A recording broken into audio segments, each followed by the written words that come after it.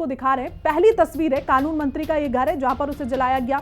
दूसरी राष्ट्रपति के निजी आवास की ये तस्वीरें हम आप तक पहुंचा रहे हैं। ये राष्ट्रपति का निजी आवास है जहां देखिए प्रदर्शनकारी घर के अंदर घुस रहे हैं, किस तरीके से तोड़फोड़ करते हुए यहाँ पर नजर आ रहे हैं। पथराव यहाँ पर दिखाई दे रहा है। तीसरी तस्वीर है विदेश मंत्री के घर की जहां उस घर को भी फूंका गया है। तो ये तीनों तस्वीरें हैं किस तरीके से नेपाल में स्थिति है, ये तीनों तस्वीरों से साफ नजर आ रहा है, क्योंकि कानून मंत्री, राष्ट्रपति और प्रधानमंत्री के घर की तस्वीरें दिखा रहे हैं जो शासन को चला रहे थे, सरकार को चला रहे थे, एक देश को चलाने में इनकी अहम भूमिका थी। और ऐसे में इनके घर में इस तरीके से प्रदर्शनकारी हमला करते हुए नजर आ रहे हैं।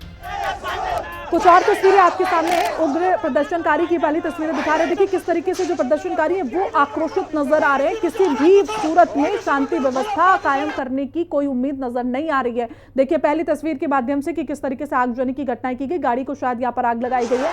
दूसरी तस्वीर हम दिखा रहे हैं सड़कों की, जहां प्रदर्शनकारी नारेबाजी करते हुए आ रहे हैं। भारी संख्या में यहाँ प्रदर्शनकारी मौजूद है। ऐसे में सड़कों पर न जमकर सरकार के खिलाफ जो उनका आक्रोश है वो नारेबाजी के साथ नजर आ रहा है। ये कुछ और तस्वीरें आपके सामने हैं प्रदर्शन की, आगजनी की, पथराव की और फिर आंसू गैस के गोले की ये तस्वीरें। अलग अलग जगह की तस्वीरें हैं। पहले में प्रदर्शन करते हुए प्रदर्शनकारी नजर आ रहे हैं। दूसरी तस्वीर हम आपको दिखा रहे हैं आगजनी की शांति प्रदर्शन तक ही नहीं, केवल प्रदर्शन तक नहीं रहा, आगजनी तक पहुंचा। किस तरीके से घरों को आग लगाई गई, गाड़ियों को आग लगाई गई। तीसरी तस्वीर पथराव की हम दिखा रहे हैं जहां प्रदर्शनकारी पथराव करते हुए नजर आ रहे हैं। और इस तस्वीर में देखिए कोई भी सेना का जवान या कोई भी पुलिसकर्मी नजर नहीं आ रहा है। दो और तस्वीर आपके सामने है। प्रधानमंत्री आवास की तस्वीर है, राष्ट्रपति के आवास की ये तस्वीर है। दो बड़ी तस्वीरें हैं, यानी कि एक देश का प्रधानमंत्री है और एक देश का राष्ट्रपति है। और दोनों के घर में किस तरीके से प्रदर्शनकारी वहां पर पहुंचे और पथराव करते हुए नजर आए, आग तक लगा दी। प्रधानमंत्री के आवास की ये तस्वीरें हम आपको पहले दिखा रहे हैं। ये देखिए घर के अंदर तक प्रदर्शनकारी एंटर कर चुके थे और यहां भी कोई पुलिसकर्मी, कोई सेना का जवान आपको नजर नहीं आ रहा है। और ऐसे में सवाल यही बार बार उठता है कि आखिरकार नेपाल की सड़कों पर शांति कब बहाल होगी। नेपाल में इसी तरीके से स्थिति बनी हुई। और हमारे साथ देखिए ज्यादा जानकारी के साथ अजय जायसवाल सोनाली बॉर्डर से हमारे साथ जुड़े हुए हैं और उनका रुख कर लेंगे। जहां अजय, किस तरीके की तस्वीरें अभी फिलहाल वहां से निकल के आ रही है? सोनाली बॉर्डर में आपकी मौजूदगी है, क्या कुछ जानकारी अभी?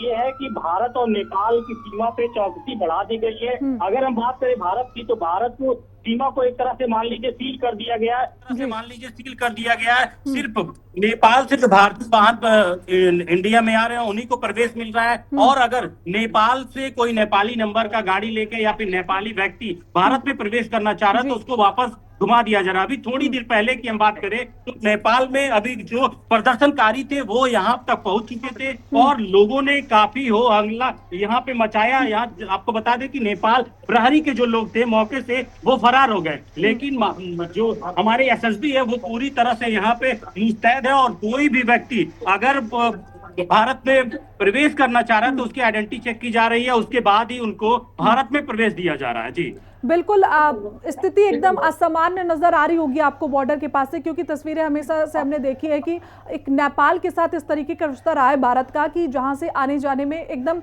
आस-पास की स्थिति नजर आती रही है। ज्यादा कुछ फॉर्मेलिटीज नहीं हमें करनी पड़ती थी, लेकिन अभी स्थिति वहां पर उलट नजर आ रही है। जी, आपको बताते हैं कि जिस तरह से अभी स्थिति बनी हुई है उसको देखते हुए एसएसबी पूरी तरह से चौकस हो गई है। आईडी कार्ड चेक किया जा रहा है और अगर कोई नेपाल से भारत में प्रवेश कर रहा है, अगर वो भारतीय है तो बड़े आराम से आ सकता है, लेकिन अगर वो नेपाल का व्यक्ति या नेपाली गाड़ियों से या अपने वाहन से वो भारत में प्रवेश कर रहा है तो उसको वापस कर दिया जा रहा है। सिर्फ जरूरी सामान जैसे एम्बुलेंस है उसी को भारत में प्रवेश मिल रहा है। अजय देखिए, जैसे बॉर्डर से लोग व्यापार करने के लिए भी भारत आते थे, पहले बहुत सामान्य स्थिति होती थी, कुछ ज्यादा फॉर्मेलिटीज की जरूरत वहां पर नहीं पड़ती थी। अब वहां पर जो व्यापार के लिहाज से यहाँ पर आ रहे हैं, क्या उन पर भी रोक लगाई गई है? आपको बता दें जिस तरह से यहाँ पे क्लीनिंग एजेंट है वो भारी मात्रा में यहाँ पे मौजूद है। जो मालवाहक ट्रकों को नेपाल में भेजने का काम करते थे वो भी पूरी तरह से बंद हो गया। वजह यह है कि मालवाहक ट्रक भी अब नेपाल में नहीं जा पाएगा। और तो और अगर कोई टूरिस्ट गाड़ी है जो नेपाल में जाना चाहती है उसको भी पूरी तरह से बंद कर दिया गया। तो तरह से ऐसे मान लिया जाए कि व्यापार में भी कहीं ना कहीं। अजय देखिए, तस्वीरें हम लगातार देख रहे थे कि किस तरीके की वहां पर स्थिति बनी हुई है। अब सवाल बार बार यही उठता है कि जिस तरीके से जो 18 प्लेटफॉर्म थे उनको दोबारा से बहाल कर दिया गया है, सोशल मीडिया जो आरोप लगा रहे थे उसके चलते हुए प्रधानमंत्री हो चाहे राष्ट्रपति हो दोनों ने इस्तीफा दे दिया है, लेकिन शांति आखिर कब नेपाल की सड़कों पर नजर आएगी? बता दें, अब तो शांति की बात कर रही है। अभी नेपाल के ही महाराजगंज जिले से जो पड़ोसी रूपंदेही जिला सटता है, वहाँ के जो मेयर है इश्तियाक, उनके घर को प्रदर्शनकारियों ने अभी तुरंत की बात करें जला दिया है और वहाँ पे स्थिति बिल्कुल। अजय वापस लौटूंगी आपके पास। शशांक सिन्हा हमारे साथ जुड़े हुए हैं इंडो नेपाल बॉर्डर से, उनका रुख कर लेते हैं। शशांक, क्या तस्वीर है बॉर्डर की? श्रेया, मैं बताना चाहूंगा कि मैं जहाँ खड़ा हूँ इस समय, हाँ। मुझसे लगभग 100 मीटर दूरी पर, मात्र 100 मीटर दूरी बॉर्डर है और उसके बीच में एसएसपी और पुलिस के चेक पोस्ट है भारत की तरफ, और नेपाल के बॉर्डर के उस पार में नेपाल के जो सुरक्षा प्रहरी उनकी पोस्ट है। मैं अभी यहाँ लगभग 4-5 घंटों से यहाँ पर हूँ, इस क्षेत्र में भ्रमण कर रहा हूँ। हिंदी खबर लगातार टहला। मैं अंदर तक नेपाल बांका जिला जो पड़ता है से लगा हुआ है, बहराइच में बांका जिला पड़ता है, यहाँ पर मैं अंदर भी गया और मेरे सामने ही मैंने देखा कि वहां पर जो न्यायालय है उसको जलाया है उपद्रवियों ने। पुलिस जिलाधिकारी का जो कार्यालय उसको जलाया है उपद्रवियों ने। ये जरूर है कि वहां पर फोर्स डिप्लॉयड थी, लेकिन आप देख सकते हो, मैंने आप हिंदी खबर को वीडियो सेट किए हैं कि उसमें जो फोर्स वहां डिप्लॉयड है, फोर्स हाथ पे हाथ दे खड़ी रह गई है। उपद्रवियों के आगे उनका एक बस नहीं चल रहा है, कोई तरह से वो रोक नहीं पा रहे हैं, क्षम हो रहे हैं और वो आग धड़कते हुए यहाँ से 300 मीटर दूरी पर वो आग धड़क रही है, जो विजुअल हिंदी खबर लगातार दर्ज कर रहा है। हम लोग वहां जब कवर कर रहे थे तो अचानक वहां के प्रहरी आए और उन्होंने हम लोग को इशारा किया तुरंत आप लोग यहाँ से भागिए, अन्यथा किस स्टेज पे हम लोग साजिश को दुर्घटना घटित हो सकती है, क्योंकि हम लोग इंडियन नेशनल्स हैं, इसलिए उनकी भी समस्या बड़ी हो जाएगी। हम लोग देखते इसलिए उनकी बातों को हमने ध्यान रखते हुए शशांक, सरकार तो उनके सामने झुक गई, राष्ट्रपति ने भी इस्तीफा दे दिया, प्रधानमंत्री ने भी इस्तीफा दे दिया, जितना उपद्रव करना था कर लिया, लेकिन अब क्या मांग है? अभी भी इस तरीके की तस्वीरें क्यों? सही कहा आपने कि विषय उठा था सोशल मीडिया के प्लेटफॉर्म को बंद करने, 26 प्लेटफॉर्म बन गए।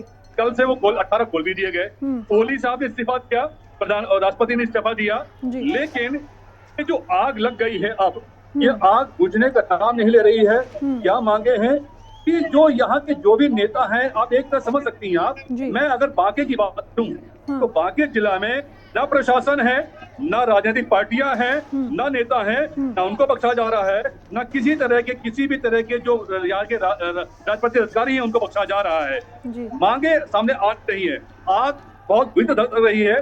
मैं जहाँ खड़ा हूँ यहाँ से काठमांडू की दूरी अगर बात की, जहाँ से शुरुआत हुई, वो काठमांडू लगभग 600 किलोमीटर दूरी पर है। मेरे सहयोगी सुनीली बॉर्डर में है, वो लगभग 300 मीटर है।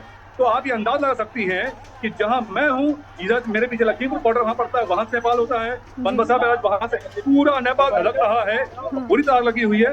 कुछ देर पहले इसी जगह पर कुछ लोग नेपाल से भागते हुए आए, एसएसबी रोकना चाहा उनको, लेकिन भागते थे, लेकिन किसी तरह से एसएसबी पकड़ा उनको और वापस भेजा है अंदर की तरफ उन्होंने। तो एक बड़ी भयावह स्थिति है इस समय यहाँ पर। बिल्कुल शशांक, स्थिति तो बेहद खतरनाक नजर आ रही है, क्योंकि जिस तरीके से उपद्रवियों पर किसी का बस नहीं चल रहा है, कोशिशें की जा रही है, सेना भी अपील कर रही है। अजय का रुख कर लेते हैं। अजय, आखिर ऐसी तस्वीरें नेपाल से कब तक देखने को मिलेंगी? क्योंकि मांगे तो पूरी हो गई हैं, इस्तीफा दे दिया है प्रधानमंत्री ने, राष्ट्रपति ने इस्तीफा दे दिया है, जो 26 प्लेटफॉर्म सोशल मीडिया के बंद किए गए थे उन्हें बहाल कर दिया गया, उसके बावजूद भी स्थिति ऐसी, क्या कंट्रोल सेना अब कर पाएगी ऐसे प्रदर्शनकारियों पर? कि मुझे नहीं लगता है कि नेपाल की सेना इसको कंट्रोल कर पाएगी, क्योंकि अब जो स्थिति यहाँ पे अभी थोड़ी देर पहले